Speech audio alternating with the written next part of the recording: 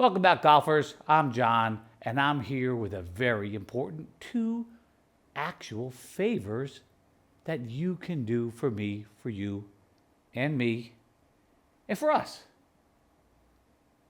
1, do me a favor. If you're liking what you see, tell your friends. Subscribe. Hit that notification button. You'll have a blast, I promise, if you really want to learn. If you want the magic potion, it doesn't exist. Good luck with that. But if you want to really learn, you've come to the right place. Now, the second thing that you've got to do for me, and it's a biggie, never from this view ever let this club face get on from that view. It would be the left side of the shaft, like this, coming down. Never let it get like that. The only time the club gets on the left side of the shaft is on this part of the swing. Now it's on the left side of the shaft. This is really important because once you get that sucker on the wrong side of the shaft, folks, oh my gosh, you're going to find out just how hard golf can be. Let me give you some evidence. Well, here I am swinging my golf stick around, and I've got to get my wrist set, folks. Correct? I don't know about that. In fact, having more wrist set can actually do more damage than good to your swing. The wrist set, in fact, is very little, maybe 40 degrees, maybe probably less than that. But people are confusing wrist set, which is this motion. You can kind of see it from here. See how little that is? Look at the club face is not changing angles. Isn't that something? But when people set their wrist from this view, watch this one. Oh no, they don't set their wrist. They extend the lead wrist. There goes the club shaft on the left from this camera on the backswing. And now, look, you can serve yourself some cake. We're dead. And the only solution for this is to either shank the ball, because that's what you're leading with when that club gets on that side of the face, or to stop everything and just flip the poop out of that sucker. So how do you actually learn it? Well, from here, don't bother setting your wrists. Let the wrist set be almost natural. When you go back, you watch your club face, and you're going to think that that's closed, but it's actually just pointing toward the ball. Just keep it pointing down, down, down, down. Okay? And we could call this squaring the face up early. You can see from this video that that golf club never got on the wrong side of the shaft until it's time. Back he goes. And here, from this view, you can see that club face right up there. It's a thing of beauty. It's on the right side of the shaft. It's coming down. It stays going in a good direction. Now, right here, you're starting to see some weird stuff, but it's not. It's a camera angle. The club face is still not open. We're coming down into impact. You're going to see this a lot with golf pros. The face is already facing downward toward the ball. We go through the golf ball. Oh my gosh, he hit it right out of the center of that face, folks. Did you see it? Now, let's look at the other view.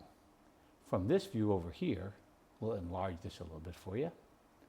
From this view, you can see there was, let's see, forward shaft lean. Well, that's because I didn't give myself any reason to have to throw it away to square the face up. Isn't that special? Now, that was a soft swing. I get you on that one. But let me show you. Oh, there it goes. Now here, the club's starting to get on the other side of the shaft. Okay, you can imagine that the reason for this lesson is lessons that occurred in the past week. We go and we serve some cake up to the sky. Look at that. It's like you're holding a spatula. Good God. And we see this. I got to set my wrist. Now the club face opens and the club goes way behind. Well, that's because it's attached and that's where it's going if you do that with your wrists. So I'm setting my wrists. Now I've got full extension going on in this wrist instead of nice flat or even slightly curvy or flexed. I like curvy. Here we go. There it is. Open. Oh, folks, listen. I'm not sure my brain's going to let me do this. I'm about to kill myself. Ooh. My brain was going, no dice, Dunigan. It's pretty funny. But for the sake of TV, well, we're going to have to do it. All right, come on, bud. Oh, please don't hit the bending machine. All right, there it goes. Oh, ooh, shankopotamus, just like I told you. Folks, I was not trying to mishit that. Oh, look at that. In the swing motion, look at the body, doesn't even look that bad. Well, oh my goodness. Now, the only reason the face gets like this on the left side of that shaft with a sand shot is because the guys on TV have the face so damn open at address. Very important consideration. They do not do something goofy with their wrist to get that done. Oh, there it is. Look at that. It's, oh my goodness. Huh. There's a club shaft. Club face. Wrong side of the shaft.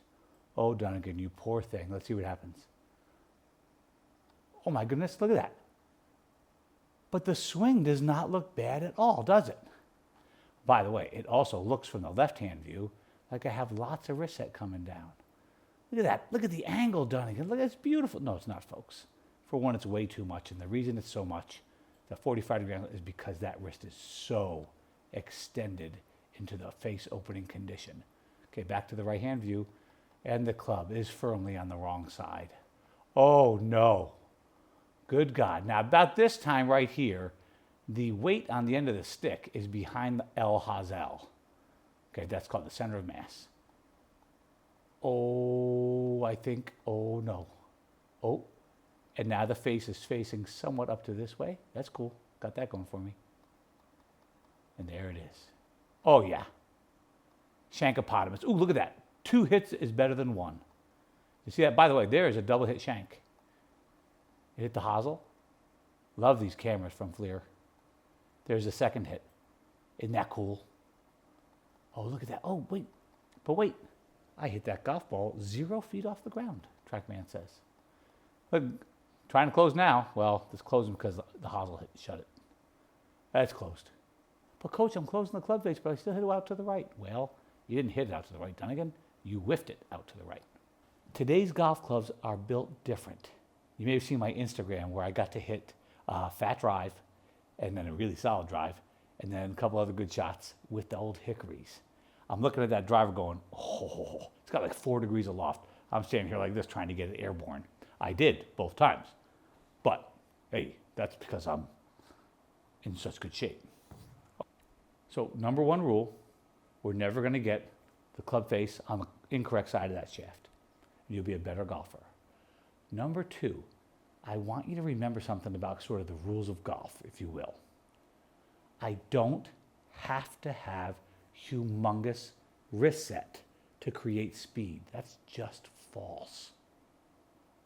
Okay, you don't have to. Not only that, but the golf clubs are built now. This 7-iron, I am telling you, is the loft of the 4-iron that I was hitting out there in Lake Tahoe. There's no loft on it at all. And the balls don't spin like they used to. We have a problem getting the ball high in the air. We don't want a tremendous amount of forward shaft lean unless you have Bruce Cupcake, that's Brooks Koepka for those of you who don't know me, club head speed, which, no offense, you don't. So maybe we go back with this tiny, closer to Steve Stricker, minimum wrist set. I call it a wide arc swing. Let me show you that. Wide arc just means I keep the club away from me more. I don't kind of get it dropping down. And I'll tell you what, I see with a lot of people when they do this, the club jackknifes on them and goes the opposite way. I see that a lot. Nope, I'm going to go like this. I'm going to pre-square the face down. I'm going to keep it there and keep it wide. It looks kind of like this.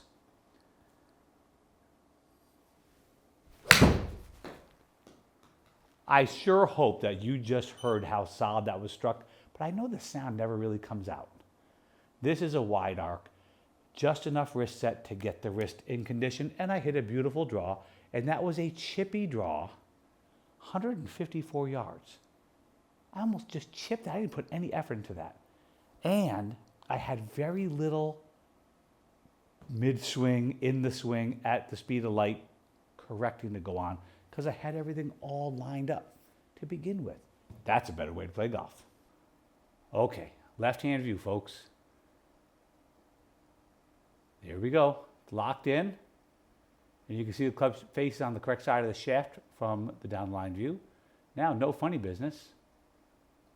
We're coming down. Whoa, easy Dunigan.